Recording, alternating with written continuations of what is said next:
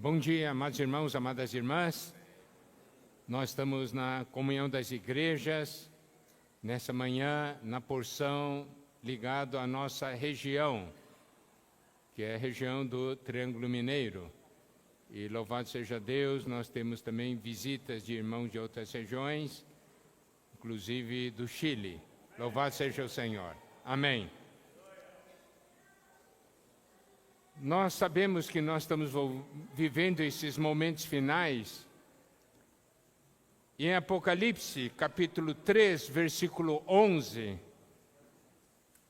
nos é dito: venho sem demora, conserva o que tens, para que ninguém tome a tua coroa. Esse é um versículo muito importante para todos nós, porque é um versículo que fala dos tempos finais e sobre o cuidado que nós devemos ter. Primeiro cuidado é conservar o que o Senhor tem dado a nós. Segundo ponto é não permitir que ninguém tome a nossa coroa. Ninguém tome aquilo que foi um dia dado a nós pelo Senhor. O que é importante é que no nosso interior nós precisamos ter essa percepção. Sermos guiados no nosso viver diário por esse tipo de sentimento. Porque essa é uma palavra do Senhor para a igreja. Nós sabemos que a palavra foi falada para a igreja em Filadélfia. Então, uma característica da igreja em Filadélfia é que é uma igreja que sempre pensa na volta do Senhor. Por isso o Senhor fala para ela: eu venho sem demora. Você está esperando, mas eu quero falar que eu virei sem demora. Isso é uma palavra de encorajamento. E a importância de nós conservarmos aquilo que o Senhor nos tem dado, para que ninguém tome a nossa coroa. Nessa manhã nós vamos falar sobre sermos guiados pela visão celestial. Nós falamos que temos uma visão de Cristo e a igreja. Gostaríamos então de falar da importância dessa visão e as implicações dessa visão na nossa vida. Como que nós vemos a igreja? Como que nós vemos Cristo? Essas duas coisas estão ligadas. Porque em Mateus capítulo 16, versículo 15 até 18 diz, é uma porção muito conhecida: mas vós, continuou ele, quem dizeis que eu sou? Respondendo Simão Pedro disse: tu és o Cristo, filho do Deus vivo. Então Jesus lhe afirmou: bem-aventurado és, Simão Barjonas, porque não foi carne e sangue que te revelaram, mas meu Pai que está nos céus. Também eu te digo que tu és Pedro, e sobre esta pedra edificarei a minha igreja, e as portas do inferno não prevalecerão contra ela. Aqui, nessa porção de Mateus 16, há uma grande revelação, ou há duas grandes revelações. E sobre a importância dessa revelação, nós podemos ver em Lucas 9:18. Lucas 9:18 diz: estando ele orando à parte, achavam-se presentes os discípulos, a quem perguntou: quem dizem as multidões que sou eu? Nós sabemos que essa é uma porção ligada a Mateus 16. E nós podemos ver que antes dessa revelação ser dada, antes da pergunta ser feita, o Senhor estava orando. Baseado nisso, você pode ver a importância dessa revelação na vida dos discípulos, e não somente na vida dos discípulos, também nas nossas vidas.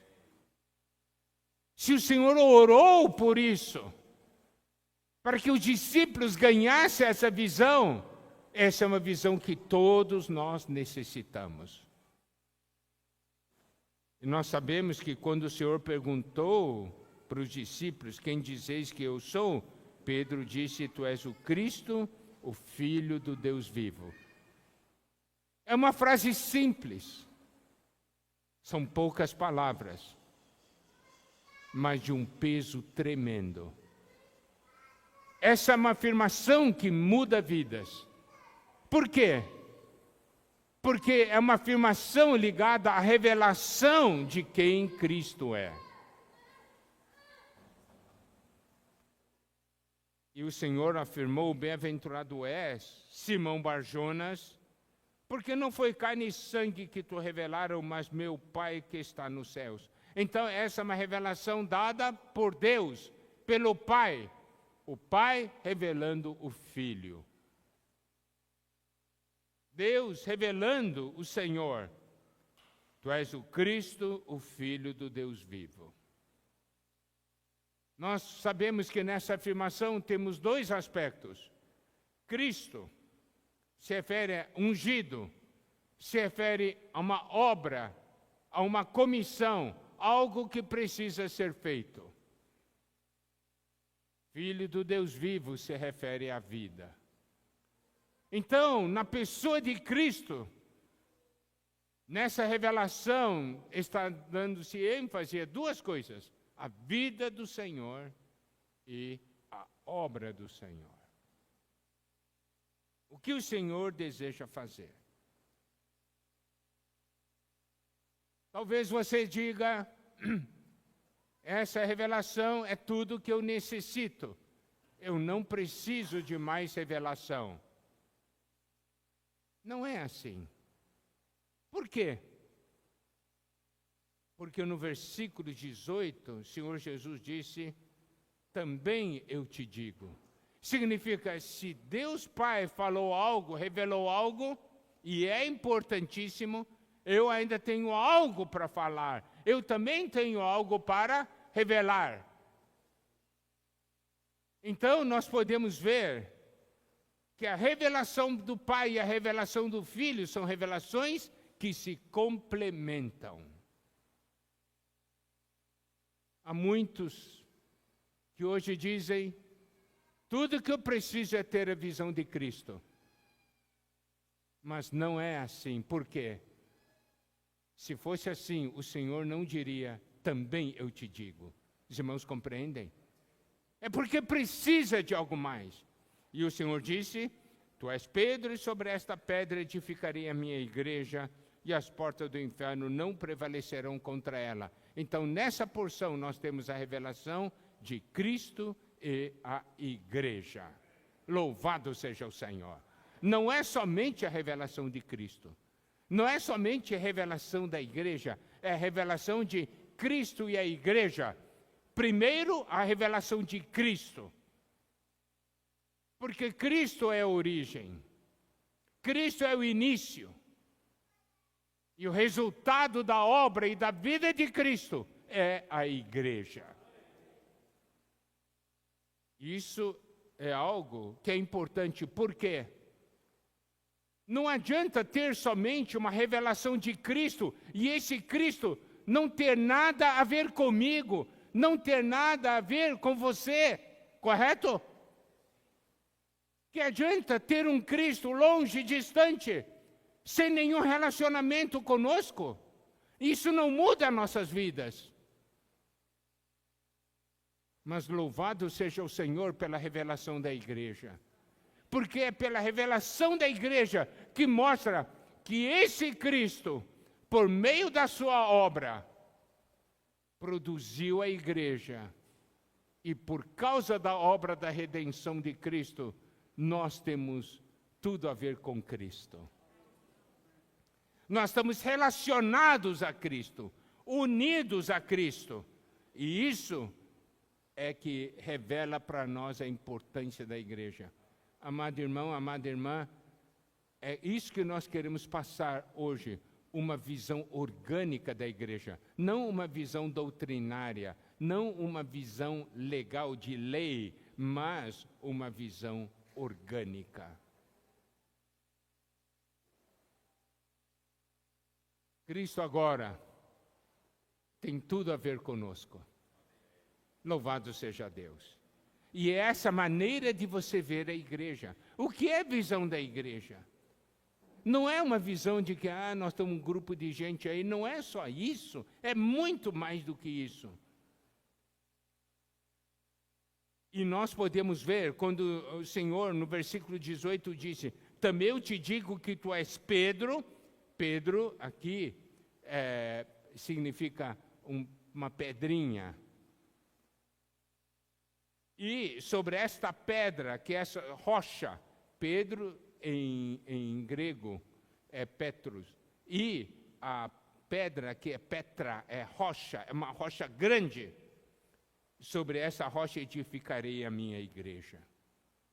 Então nós podemos ver a revelação de Cristo e a revelação da igreja nos leva à edificação. A revelação de Cristo nos leva para a revelação sobre a edificação da igreja. Então a visão da igreja é uma necessidade. Existe a visão da igreja. A palavra de Deus nos mostra aqui. E nós também precisamos perceber o seguinte aspecto, que quando ele diz que tu és Pedro, significa você é material para edificação.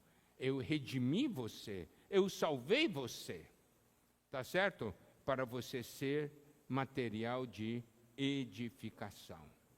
Isso nós podemos ver de uma maneira clara em 1 Pedro, capítulo 2, versículos 4 e 5. Chegando-vos para ele a pedra que vive, rejeitada sim pelos homens, mas para com Deus eleita e preciosa. Está vendo? Isso aqui foi Pedro que falou, porque ele tinha ganhado aquela revelação de Mateus 16. Chegando-vos para ele a pedra que vive. Nós temos que nos achegar a Cristo, ele é a pedra que vive. Rejeitada pelos homens, mas para com Deus eleita e preciosa. E olha o que diz versículo 5 de 1 Pedro 2.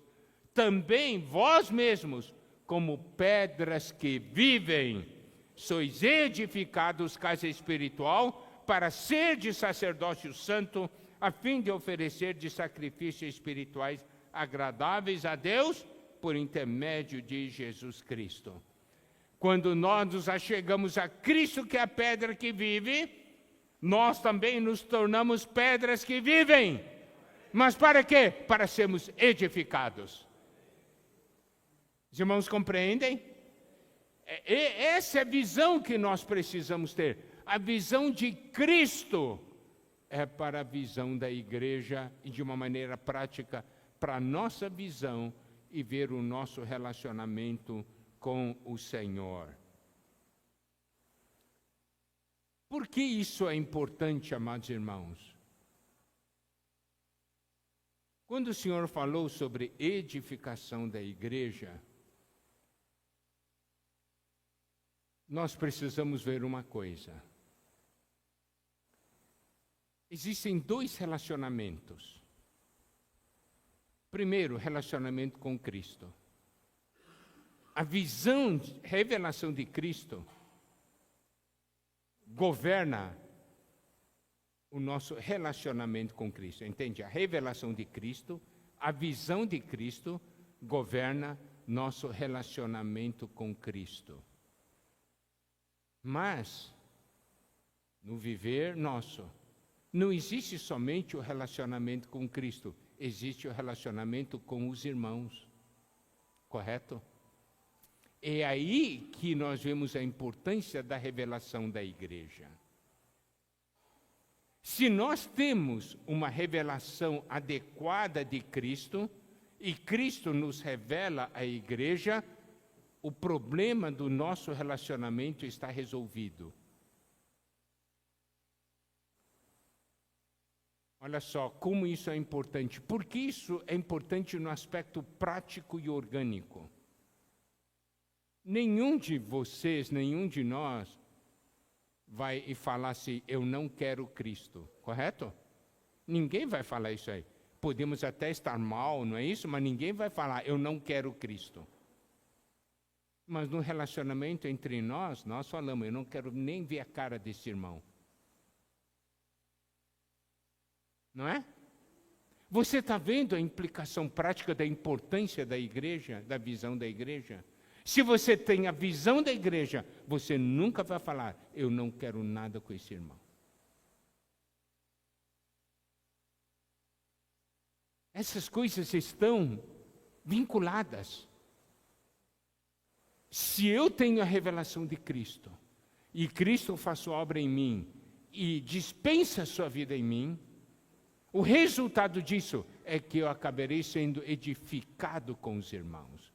Nós vamos ter um relacionamento adequado.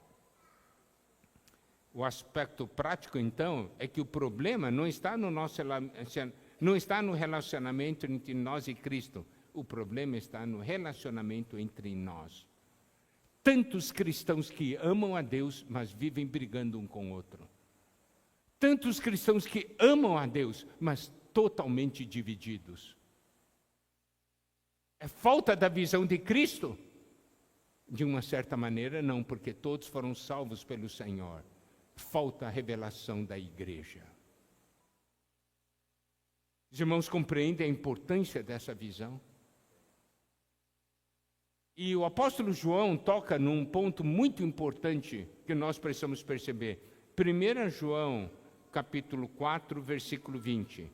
Se alguém disser, amo a Deus, e odiar a seu irmão, é mentiroso. Pois aquele que não ama seu irmão a quem vê, não pode amar a Deus a quem não vê. Agora, preste atenção o que esse versículo diz. Aqui nós temos uma pessoa que diz, eu amo a Deus, correto? Alguém? Essa pessoa está dizendo, eu amo a Deus. Mas ele odeia seu irmão. Isso é um fato prático, não é? Você vê então a importância da visão de Cristo e a igreja? Sem a visão de Cristo e a igreja, não há edificação. É por isso que nós vamos agora entrar no livro de Efésios e ver alguns pontos sobre o que a igreja é. E o livro de Efésios revela muitos pontos, diferentes aspectos da igreja. Por que é importante nós conhecermos todos esses aspectos? Porque nenhum desses aspectos, são vários aspectos. O que não pode acontecer é que um desses aspectos derrube os outros aspectos, compreende? É você exaltar demais um aspecto, de tal forma que os demais aspectos não apareçam mais. Isso não pode. Todos os aspectos que a Bíblia revela sobre a igreja devem existir no nosso meio e deve ser a nossa experiência. Então vamos ver em Efésios 1:22 que diz: e pôs todas as coisas debaixo dos pés e para ser o cabeça sobre todas as coisas o deu à igreja. Essa palavra, esse termo igreja, eclesia, assembleia, assembleia dos que foram chamados para fora. Então, essa palavra em si mostra uma assembleia, um grupo de irmãos, um grupo de pessoas que têm algo em comum, que passaram pela mesma experiência de serem primeiramente aqui chamados. Louvado seja Deus. Nós todos aqui temos a experiência de sermos chamados. Não é verdade? Então, quando eu olho para o irmão, eu tenho que olhar, ele é um chamado como eu. Mas tem um outro aspecto, chamado para fora. Para fora de muitas coisas. Eu não vou entrar em muitos detalhes aqui, mas no passado nós já tivemos comunhão sobre isso. Fomos chamados para fora de Adão para entrarmos em Cristo. Correto? Então nós precisamos ter um sentimento. Eu fui chamado para fora de muitas coisas que estão aí. Não adianta falar, isso é igreja, nós somos a igreja. Se você não tem um sentimento que você foi chamado para fora de tantas coisas que estão aí, onde está a realidade da igreja? Para fora da carne, para fora do mundo, para fora do velho homem, para fora de mim mesmo, para estar em Cristo.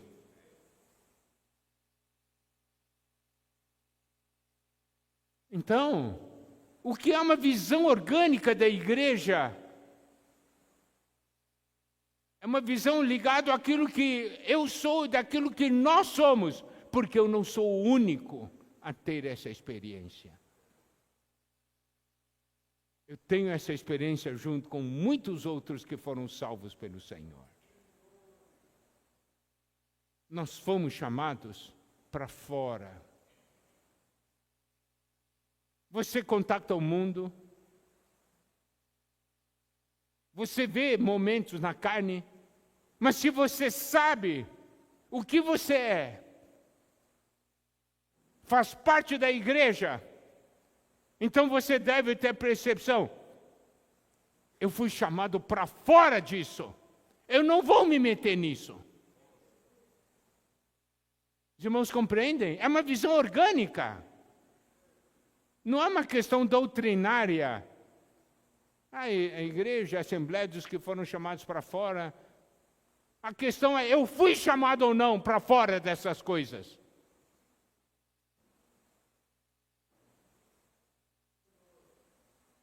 Eu fui chamado para fora para estar em Cristo. Em 2 Coríntios 5, 17 diz, se alguém está em Cristo, é nova criatura, as coisas antigas já passaram, eis que se fizeram novas. Está vendo? Essa é a característica de alguém que foi chamado para fora desse mundo, para fora de todas essas coisas negativas, para estar em Cristo. É uma nova criatura. Não é maravilhoso isso? E pelo fato de eu ser chamado para fora, eu tenho uma experiência de acordo com o que está escrito na palavra de Deus, que está em 2 Coríntios, capítulo 6, a partir do versículo 14. Não vos ponhais em jugo desigual com os incrédulos, porquanto que sociedade pode haver entre a justiça e a iniquidade? Que comunhão da luz com as trevas? Que harmonia entre Cristo e o maligno? Ou que união do crente com o incrédulo? Que ligação há entre o santuário de Deus e os ídolos? Porque nós somos santuário do Deus vivente. Como Ele próprio disse, habitarei e andarei entre eles. Serei o seu Deus e eles serão o meu povo. Por isso, retirai-vos do meio deles. Separai-vos, diz o Senhor. Não toqueis em coisas impuras. E eu vos receberei. Serei vosso pai, vós sereis para mim filhos e filhas, diz o Senhor Todo-Poderoso. Então você pode ver aqui esse chamamento, retirai-vos. Se você tem essa percepção espiritual, você está vivendo igreja. Por quê? Igreja é assembleia dos que foram chamados para fora. Está vendo? É uma visão orgânica desse fato, não é uma visão doutrinária. E como isso implica, o que isso implica em nossas vidas? Se você olhar 2 Coríntios 6, 14 e 18, qual o seu relacionamento com o mundo? Qual o seu relacionamento com o mundo? Você tem sociedade com o mundo? Comunhão? Harmonia? União?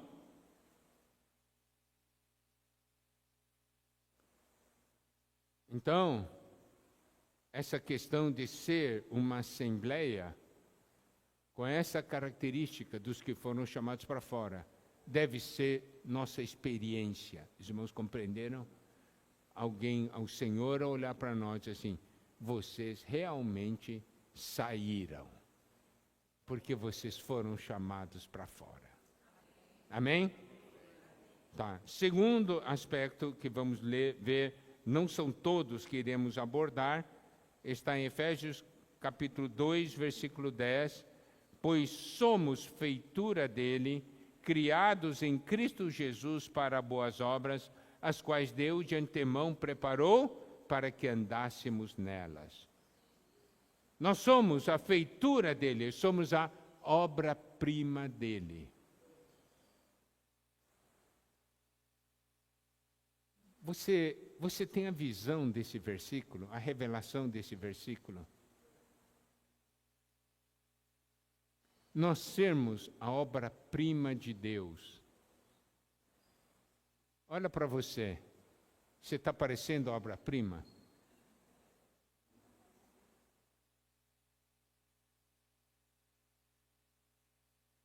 Não, sabe qual é o problema? Nós não percebemos o que Deus está fazendo em nós. Falamos sobre igreja, mas nós não temos uma percepção do que é ser igreja. Ser igreja é ser obra-prima dele. Fazemos parte dessa obra-prima de Deus. Algo que Deus está trabalhando, obra-prima, é a melhor obra de Deus. Nunca vai haver uma obra igual. E esse trabalhar de Deus para produzir essa obra-prima inclui você e a mim. A questão é, você está ou não deixando Deus trabalhar em você?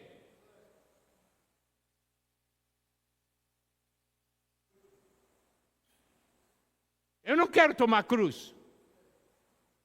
O problema está com os outros. Sou do jeito que eu sou, eu nasci assim.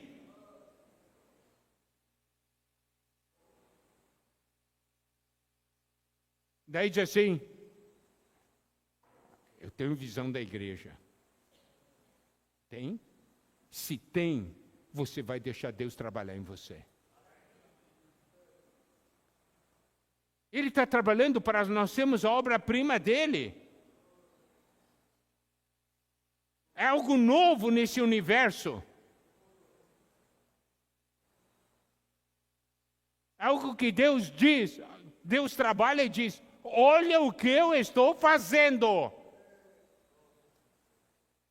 É para o universo inteiro bater palma. E aqui diz, esse versículo diz, somos feitura dele, obra-prima dele, criados em Cristo Jesus para boas obras. Significa que, à medida que Deus vai trabalhando em nós, a nossa vida muda. O nosso viver daí estará cheio de boas obras. Aqui diz boas obras, as quais Deus de antemão preparou para que andássemos nela. Isso significa, estamos fazendo a vontade de Deus. Algo que Deus preparou de antemão para que nós pudéssemos andar nela. Essa palavra, somos feitura dele, essa palavra obra-prima no grego é poema, é um poema que expressa a sabedoria de Deus e o propósito eterno de Deus. Isso significa que o mundo, ao olhar para essa obra-prima, vai ver a sabedoria de Deus e também o propósito eterno de Deus.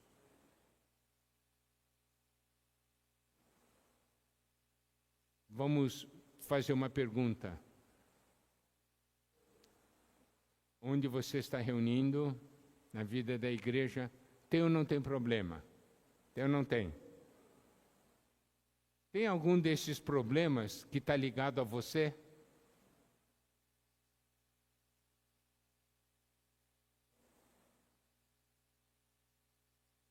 E o que você está fazendo? Você está deixando Deus trabalhar para eliminar esse problema ou você está mantendo esse problema? Ou você está criando o problema?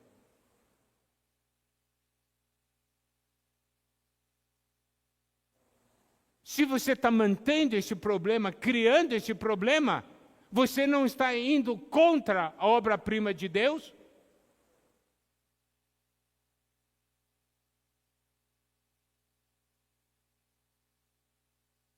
Então, irmãos, consegue perceber por que a visão de Cristo é a igreja, e principalmente a visão da igreja em todos esses aspectos, além da visão de Cristo, com toda a sua obra redentora, é algo que deve nos guiar e mudar a nossa vida?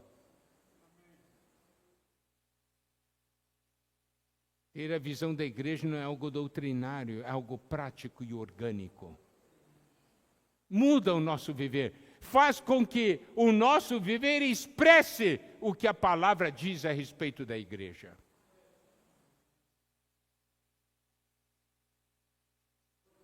Efésios capítulo 2, versículo 12, vamos ver um outro aspecto.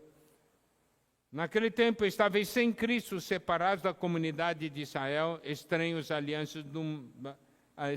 aliança da promessa, não tendo esperança e sem Deus no mundo. Essa era a nossa condição no passado. Sem Cristo, separados do povo de Deus, estranhos às promessas, não tendo esperança e sem Deus. Efésios 2,19. Assim já não sois estrangeiros e peregrinos, mas concidadãos dos santos e sois da família de Deus. Aleluia! Nós éramos uma coisa antes, agora nós somos outra coisa. Certo? Estava sem Cristo, agora nós temos Cristo. Era separado do povo de Deus, agora fazemos parte do povo de Deus. Antigamente éramos estranhos à aliança, à promessa, hoje nós somos participantes da promessa. Antes não tínhamos esperança, hoje temos esperança. Antes não tínhamos Deus e hoje temos Deus. Aleluia, isso é ser igreja. Isso é ser igreja. Agora vamos ver esse aspecto de concidadãos dos santos. Concidadão, a questão de cidadão se refere a um reino. Isso é algo ligado ao reino. E nós, como cidadãos de um reino, nós temos direitos e deveres. Nós temos responsabilidades. Mas também nós temos privilégios. Privilégio de desfrutar tudo que é ligado ao reino. As riquezas desse reino, ao poder desse reino. Mas também a responsabilidade de batalhar pelo reino, de guardar o reino. Hebreus 11:16 diz: mas agora aspira a uma pátria superior, isto é, celestial. Por isso Deus não se envergonha deles de ser chamado o seu Deus, porquanto lhes preparou uma cidade. Aleluia! Nós temos uma pátria celestial. Então eu preciso viver como alguém que é dessa pátria celestial. Você sabe, a Bíblia diz ali, no versículo 2, Efésios 2:19, diz que já não somos estrangeiros e peregrinos, né? Mas na primeira epístola de Pedro diz que nós somos peregrinos nessa terra. E está certo por quê? Porque a nossa pátria não é a pátria terrenal. Nós temos uma pátria celestial. O que nós temos que perceber é que hoje nessa terra, quanto aos reinos desse mundo, nós somos peregrinos. Significa, eu tenho um sentimento, eu não pertenço a esta pátria. Eu pertenço à pátria celestial. Eu sou de um outro país. Amém? Aqui não é o meu lugar definitivo. Um dia vou voltar para casa.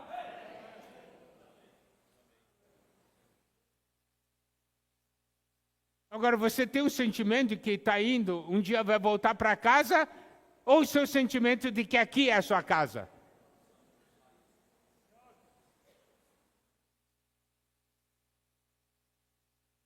Os irmãos entendem o que é ser igreja? É ter essas realidades, é ter essa experiência, é ter essa visão, essa sensibilidade.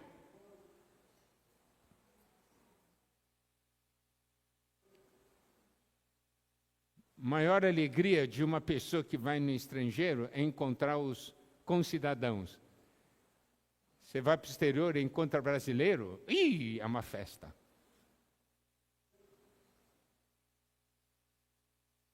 Não é assim? É isso aí. Você tem saudade da comida do seu país. Isso nós já falamos várias vezes. O pessoal chega no aeroporto, aterrissou o avião e chega no aeroporto, comer um pão de queijo e tomar um cafezinho.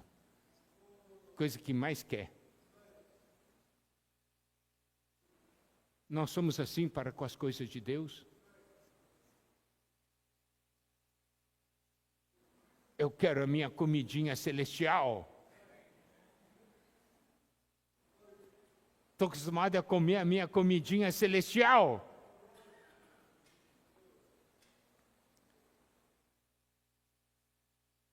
Deus nos ama, Deus é sábio. Por isso que, vamos ver, Hebreus 12, 27 e 28, que diz: ora, esta palavra, ainda uma vez por todas, significa a remoção dessas coisas abaladas, como tinham sido feitas, para que as coisas que não são abaladas permaneçam. Por isso, recebendo nós um reino inabalável, retenhamos a graça pela qual sirvamos a Deus de modo agradável, com reverência e santo temor. Louvado seja Deus! Nós pertencemos a um reino inabalável, mas enquanto vivemos nessa terra, passamos por situações, nós somos abalados por muitas coisas. Mas por que nós somos abalados por essas coisas? É para que as coisas que são abaláveis sejam removidas de nós. E as coisas que não são abaladas permaneçam, porque nós vamos receber um reino inabalável. Deus nos está preparando para esse reino. Não é bom? Maravilhoso. Em Efésios 2,19 também mostra que nós somos a família de Deus. Significa o quê? Significa que nós precisamos ver a igreja como uma família. Querendo ou não querendo, gostando ou não gostando, aquele irmão é seu irmão, certo? Tem a mesma vida, temos o mesmo pai.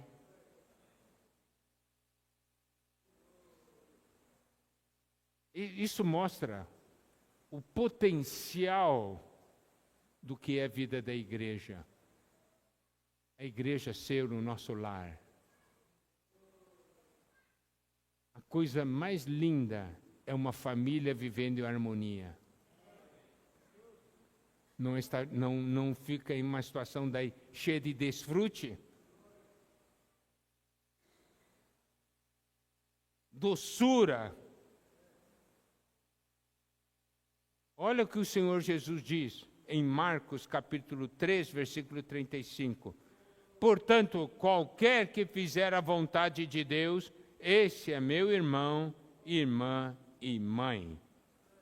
Romanos 8, 29 também diz: porquanto aos que de antemão conheceu, também os predestinou para serem conformes à imagem de seu Filho, a fim de que ele seja primogênito entre muitos irmãos. E nós sabemos que para que essa família fosse produzida, para que nós pudéssemos chamar um ao outro de irmão, o preço foi um preço muito alto, houve um preço muito alto que foi pago, né? Hebreus 2, de versículo 10 a 11. Porque convinha que aquele, por cuja causa e por quem todas as coisas existem, conduzindo muitos filhos à glória, aperfeiçoasse por meio de sofrimentos o autor da salvação deles. Pois tanto que santifica como os que são santificados, todos vêm de um só. Por isso é que ele não se envergonha de lhe chamar irmãos. Tá certo? Então, essa percepção, nós somos irmãos, é muito importante. O relacionamento de família, o relacionamento da vida, vai fazer com que os problemas sejam solucionados, se nós permitirmos. Porque o Senhor quer. Outro ponto importante, tudo isso são experiências em comum que nós temos. E precisamos ter essa sensibilidade e essa percepção, irmãos. Nós somos também, de acordo com Efésios 2, versículos 21 e 22, no qual todo edifício bem ajustado cresce para santuário dedicado ao Senhor, no qual também vós, juntamente, estáis sendo edificados para a habitação de Deus no Espírito. Aleluia! Nós somos santuário dedicado ao Senhor, somos habitação de Deus no Espírito. Irmãos, essa visão de que somos habitação de Deus no Espírito é muito importante. Por que eu preciso estar edificado com os irmãos? Porque somente quando há edificação, Deus tem uma habitação. Se estivéssemos todos dispersos, todos somente com uma visão de Cristo, eu estou bem com Cristo, o resto que se dane. Haveria edificação? Seríamos um monte de irmãos espalhados, individualistas.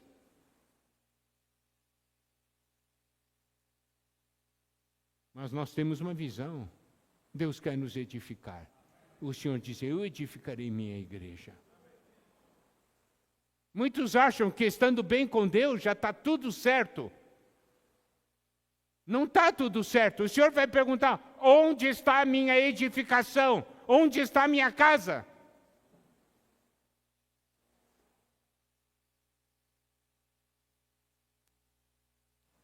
E aqui diz, todo edifício bem ajustado cresce para santuário dedicado ao Senhor. Significa que isso vem de um crescimento de vida. Se eu realmente tenho um relacionamento com Cristo, eu terei um bom relacionamento com o irmão. Entendeu? É aquele versículo, eu amo a Deus, mas odeio o meu irmão. Alguma coisa está errada. João diz, é mentiroso.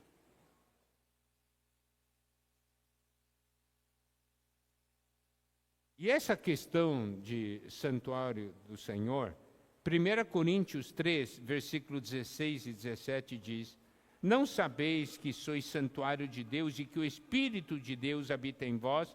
Se alguém destruir o santuário de Deus, Deus o destruirá, porque o santuário de Deus que sois vós é sagrado. Nunca trabalhe contra a edificação da casa de Deus. Nunca faça algo para destruir o santuário de Deus.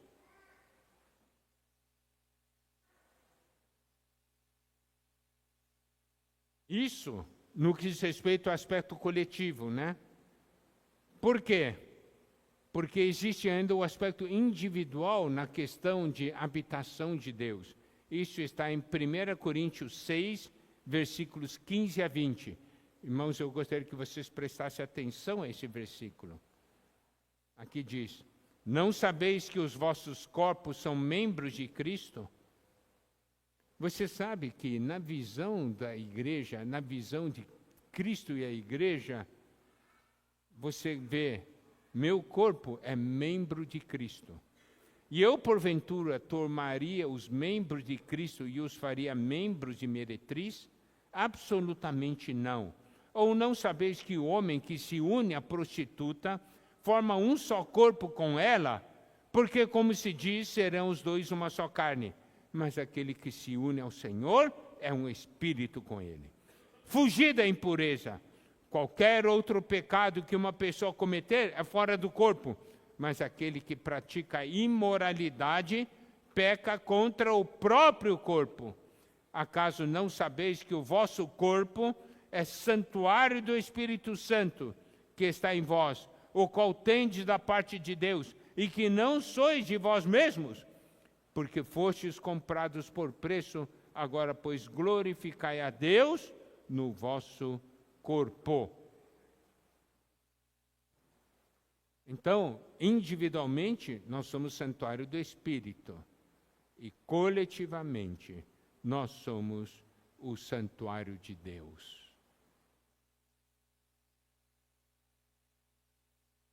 Eu tenho que ter essa percepção. Daí, eu vou saber o que é ser igreja. Irmãos, eu vou dizer uma coisa. É com essa visão conjunta, que nós percebemos o quanto nós já pecamos contra Deus. Quantas coisas fizemos contra a edificação. Quantas coisas nós não arcamos com nossas responsabilidades junto ao reino. Quantas coisas resistimos impedindo que Deus faça de nós, da igreja, sua obra-prima. Os irmãos percebem que ser igreja é uma coisa bem mais completa e maravilhosa. Não é falar da igreja, é ser igreja.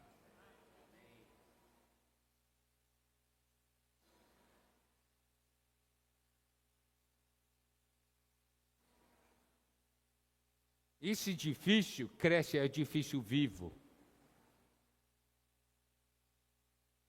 Olha só, 1 Pedro 2,5, novamente, também vós mesmos como pedras que vivem, sois edificados casa espiritual, para ser de sacerdócio santo, a fim de oferecer de sacrifícios espirituais agradáveis a Deus, por intermédio de Jesus Cristo. Quando nós somos edificados, casa espiritual, nós estamos sendo um sacerdócio santo ao Senhor. Amém? Vamos ver um outro ponto. Efésios 1:23, que diz: a qual é o seu corpo, a plenitude daquele que a tudo enche em todas as coisas. Plenitude significa o quê? É aquilo que foi preenchido, aquilo que é preenchido. Para até completar, completude.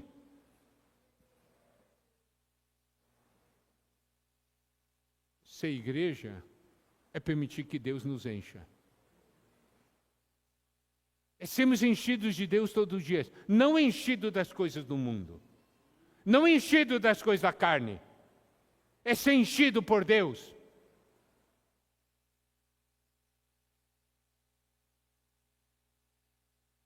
Nosso desejo é que, quando a nossa percepção do que é ser a igreja, se todos os filhos de Deus tivessem a percepção do que é ser igreja, o povo de Deus viveria em harmonia.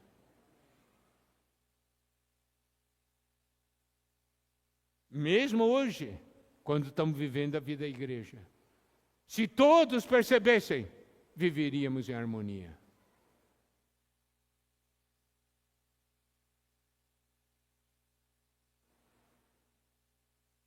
Efésios 3, versículo 4 a 6. Pelo que, quando ledes, podeis compreender o meu discernimento do mistério de Cristo, o qual em outras gerações não foi dado a conhecer aos filhos dos homens, como agora foi revelado aos seus santos apóstolos e profetas, no Espírito, a saber, que os gentios são co-herdeiros, membros do mesmo corpo e coparticipantes da promessa em Cristo Jesus, por meio do Evangelho. Aleluia! Mistério de Deus é Cristo, o mistério de Cristo é a igreja. E quando nós falamos de mistério, significa que para conhecermos, nós precisamos de revelação. Não é fruto da nossa busca, não é fruto da nossa inteligência, é resultado de revelação. Então nós temos que pedir ao Senhor, Senhor, revela para mim. Talvez vocês digam, não, eu já vi a igreja. Amados irmãos, amadas irmãs, o que nós já vimos ainda é muito pouco. Precisamos sempre orar, Senhor, revela para mim Cristo e a igreja. Amém? Ainda nós temos o corpo de Cristo, a igreja como corpo. Então você pode ver, a igreja não é somente uma questão de uma assembleia. Tem tantos aspectos. A igreja é corpo. Mostra que nós fazemos parte do mesmo corpo. E a ênfase do corpo é que o corpo tem vida. Se não tem vida, é um cadáver. A igreja não é uma organização, é um organismo, é um corpo. E nós somos membros desse corpo e nós precisamos um do outro. E o corpo só cresce se nós cooperarmos. Você se considera membro do corpo de Cristo ou não? Primeiro, você é ou não é? É. Doutrinariamente, todos nós falamos, nós somos. Mas você percebe isso ou não?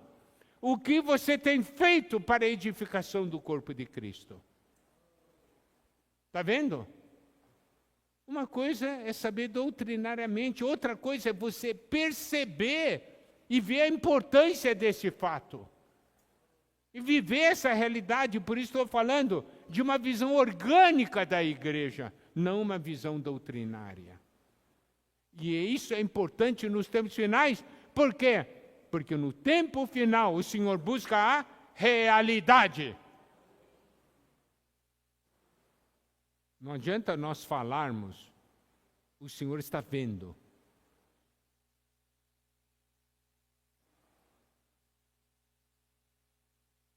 Também, Efésios 4:24 diz, e vos revistais do novo homem, criado segundo Deus em justiça e retidão, procedente da verdade. A igreja é um novo homem.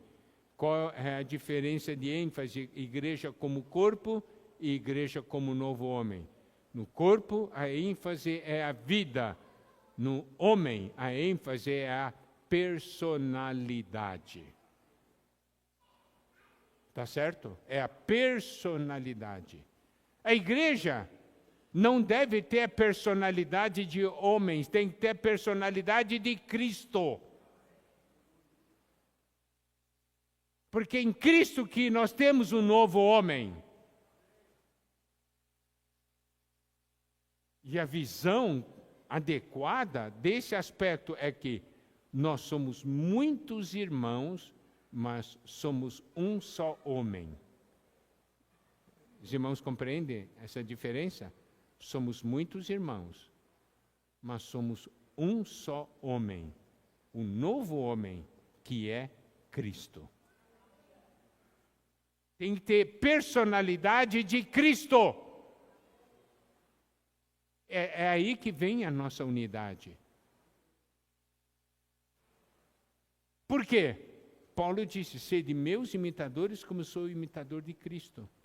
Significa o quê? Quando é que nós vamos ser cada vez mais um? Quanto cada um de nós parecer-se mais com Cristo, mais unidade nós teremos, tá certo? Não é você ser parecido comigo.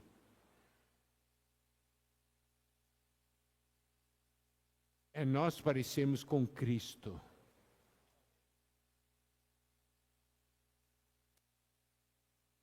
Ser um novo homem significa que Cristo está vivendo por meio de nós. Ele é essa pessoa. Então, quando alguém nos contacta Cristo, porque temos a personalidade de Cristo.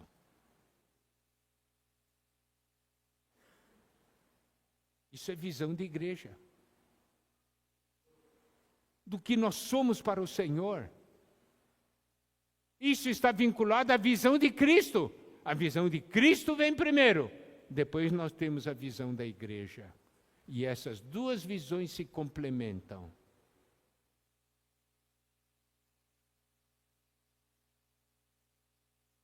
E a questão é nós vivermos a igreja segundo a realidade orgânica que está aqui no livro de Efésios. E por fim, o livro de Efésios ainda nos mostra a noiva. Efésios 5, 31 e 32 diz: eis porque deixará o homem, seu pai e sua mãe, e se unirá à sua mulher, e se tornarão os dois uma só carne. Grande é esse mistério, mas eu me refiro a Cristo e à igreja. Aleluia! Grande é esse mistério, mas eu me refiro a Cristo e à igreja. Está vendo? Cristo e a igreja. A unidade de Cristo é a igreja. A nossa unidade com Cristo. O nosso relacionamento de Cristo. Relacionamento de amor, de obediência. Se vocês lerem Efésios 5, 31, toda aquela porção falando de marido e mulher, vocês verão essa realidade. E na parte, então, para concluir, nós temos Efésios capítulo 6, nós temos o guerreiro.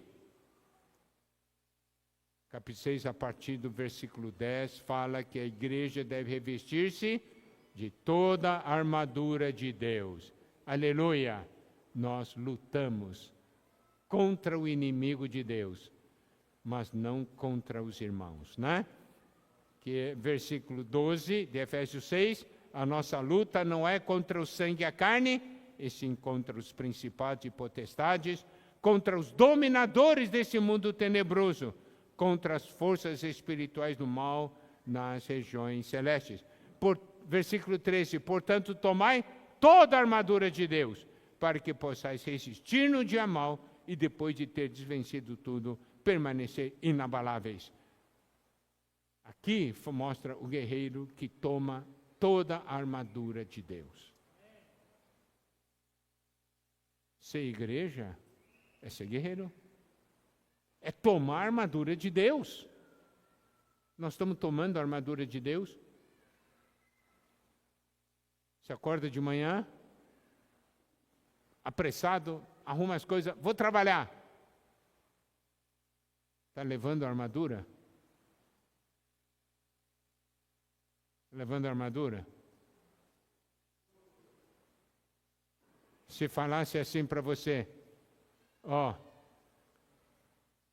Uberaba tem uns 20 leões soltos aí na rua. Daí alguém diz para você, vai lá no supermercado a pé para comprar uma coisinha para mim.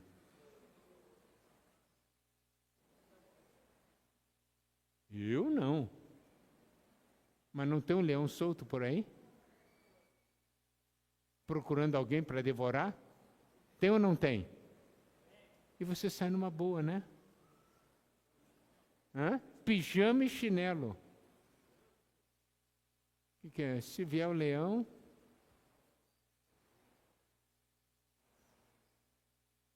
Lutamos pelo reino.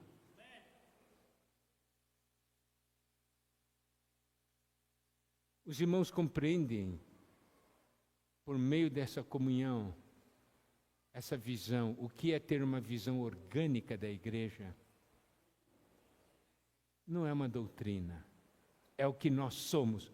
Somos ou não somos isso? Os irmãos compreenderam? Não é, eu compreendi ou não compreendi. É, somos ou não somos. Que o Senhor tenha misericórdia de nós, revele a nós e nos abençoe. Jesus é o Senhor. Amém.